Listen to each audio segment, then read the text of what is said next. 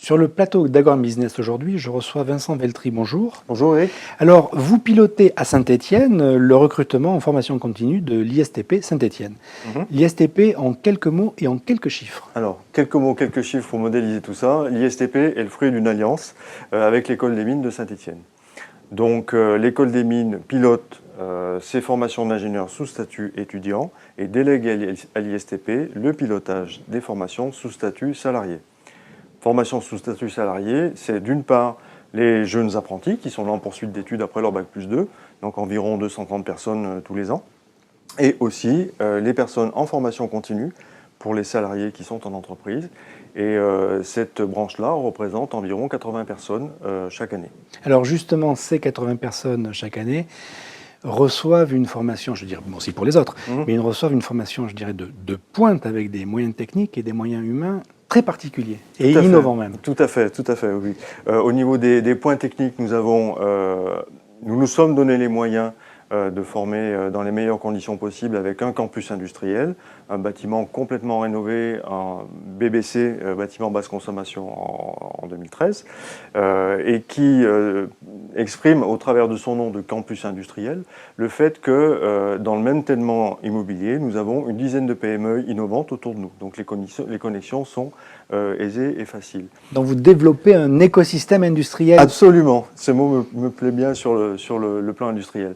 Et puis en plus de ça, tout à l'heure vous citiez nos moyens humains, mais nos moyens humains sont assez particuliers là aussi, puisque notre système de formation repose d'une part sur l'aspect académique des choses. Pour obtenir le diplôme, il faut bien évidemment avoir la moyenne dans l'ensemble des unités de valeur, mais aussi notre diplôme repose sur une partie industrielle.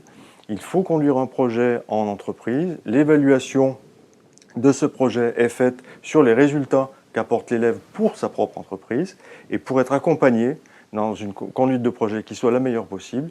Nous sommes 25 ingénieurs à accompagner les élèves dans le cadre de ce projet. Alors, si je me mettais à la place d'un directeur industriel, j'aurais quand même peut-être envie de vous dire, peut-être que c'est une image d'Épinal, mais vous allez me piquer un gars pendant quelques temps à former, et je suis peut-être un petit peu dénudé. Oui, la formation continue existe à l'ISTP depuis 1991. On a mis un système au point qui est de toute façon dans un système d'amélioration continue permanente, mais tout ce qui a été fait a été bâti pour travailler en commun avec l'entreprise. Et l'illustration la plus concrète de ce fait-là, c'est le rythme d'alternance. Le salarié est chez nous 3 jours et demi par mois, 3 jours de semaine, plus le samedi matin. Donc la durée d'absence de l'entreprise est très raisonnable, ce qui vous permet de compter sur les fonctions principales du salarié, et en aucun cas le salarié est absent de l'entreprise pendant 1 mois, 2 mois ou 6 mois, comme on peut le voir dans d'autres établissements. Vous avez 4 formations, quelles sont-elles? Alors, ces 4 formations aboutissent chacune d'entre elles à 4 diplômes de l'École des mines de Saint-Étienne. Le premier de ces diplômes, c'est génie industriel. C'est notre diplôme historique qui existe depuis 1991.